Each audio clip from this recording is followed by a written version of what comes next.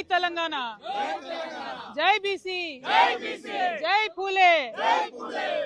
అందరికీ నమస్కారం. తెలంగాణ జాగృతి ఆధ్వర్యంలో గత 2.5 సంవత్సరాల క్రితం నుంచి మొదలుపెట్టి మరి అసెంబ్లీలో పూలే గారి విగ్రహం ఉండాలని మేము డిమాండ్ చేయడం జరిగింది. ఆనాడు అనేక మంది అనేకమైనటువంటి మాటలని మమ్మల్ని విమర్శించారు. కానీ ఇవాళ మేము చేసినటువంటి వరుస పోరాటాలతోని దిగి వచ్చినటువంటి ప్రభుత్వం మరి పూలే గారి విగ్రహాన్ని ట్యాంక్ బండ్ మీద పెట్టడానికి వారు ప్రయత్నాలు ప్రారంభించినారు. కానీ ఇది పాక్షిక విజయం మాత్రమే. ఇక్కడ పెట్టడం అనేటటువంటిది వారి గౌరవానికి సంపూర్ణంగా మంచిదని నేను అనుకోవడం లేదు. ట్యాంక్ బండ్ మీద ఉండడంతో పాటు అసెంబ్లీలో పూలే గారి విగ్రహం ఉండాల్సిందే అనేది తెలంగాణ జాగృతి బలంగా నమ్ముతా ఉన్నది. మరి ఇవాళ కాంగ్రెస్ ప్రభుత్వం పెట్టకపోతే రేపు పొద్దున జాగృతి ప్రభుత్వం ఏర్పడ్డప్పుడైనా పూలే గారి విగ్రహాన్ని అసెంబ్లీలో ఖచ్చితంగా పెడతామని తెలియజేస్తూ ఉన్నాం.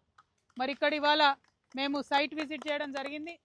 ఇక్కడ ఉన్నటువంటి ఎవరైతే ఈ పనులు చేస్తూ ఉన్నారో వాళ్ళు చెప్తా ఉన్నారు, ఇంతవరకు విగ్రహానికి సంబంధించి కూడా ఒక విగ్రహం ఉంటుందా లేకపోతే అమ్మ సావిత్రిబాయి గారితో కలిసి విగ్రహం ఉంటుందా అనేటటువంటి క్లారిటీ ప్రభుత్వం ఇవ్వడం లేదు.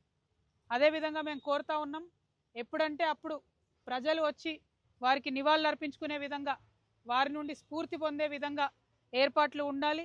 అందరికీ ఎప్పుడు ఓపెన్గా ఉండాలి. ఈ విగ్రహం క్లోజ్ చేసి పెట్టొద్దు. అదేవిధంగా ఈ చుట్టుపక్కల ఉన్నటువంటి అనేక విగ్రహాలకు సరిసమానంగా ధీటుగా అంతే ఎత్తులో అంతే గంభీరంగా ఈ విగ్రహం ఉండాలని చెప్పి మేము ప్రభుత్వాన్ని డిమాండ్ చేస్తూ ఉన్నాం. విగ్రహాలు ఒకటే కాదు, బీసీల రిజర్వేషన్ పట్ల కూడా మరి ప్రభుత్వం చిత్తశుద్ధితో లేదనే విషయం మొన్న జరిగినటువంటి మున్సిపల్ ఎన్నికల్లో మనందరం కూడా చూడడం జరిగింది. ఇప్పటికైనా రేవంత్ రెడ్డి గారు జెడ్పీటీసీ ఎంపీటీసీ ఎన్నికల్లో అయినా రిజర్వేషన్ వర్తింపజేయాలంటే ఇప్పటికైనా కనీసం మీరు అఖిలపక్షం ఢిల్లీకి తీసుకొని వెళ్ళాలి. ఇప్పటికైనా మీరు నరేంద్ర మోడీ గారి ప్రభుత్వాన్ని డిమాండ్ చేయాలి, మీ దగ్గర పెండింగ్లో ఉన్న బీసీ రిజర్వేషన్ బిల్లు పాస్ చేయాలని చెప్పి.